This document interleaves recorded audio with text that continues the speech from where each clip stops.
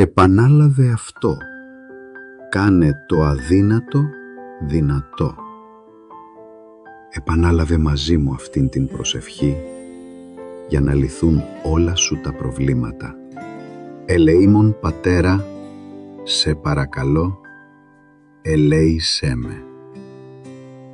Γνωρίζω ότι η εξουσία και η δύναμή σου είναι αιώνιες και αμετάβλητες. Με πίστη σε σένα, ο Μωυσής ύψωσε τη ράβδο και η ερυθρά θάλασσα άνοιξε. Με πίστη σε σένα, ο Ιώβ υπέμεινε δοκιμασίες και ο Θεός πολλαπλασίασε τα πλούτη του. Με πίστη σε σένα, ο Ιωσήφ, αποκρατούμενος, αναγορεύτηκε σε αξιωματούχο της Αιγύπτου.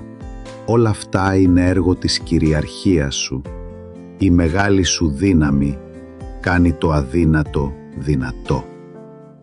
Σου εμπιστεύομαι όλα τα προβλήματα, τις πιέσεις, τις θλίψεις και τις ανησυχίες που αντιμετωπίζω. Στο όνομα του Ιησού Χριστού θα νικήσω κάθε ανησυχία και θλίψη και θα γίνω μάρτυρας της θαυμαστής σου χάριτος. Πιστεύω στη δύναμη της προσευχής. Θα επαναλαμβάνω αυτήν την προσευχή και υπόσχομαι να την μοιραστώ και να την φυλάξω.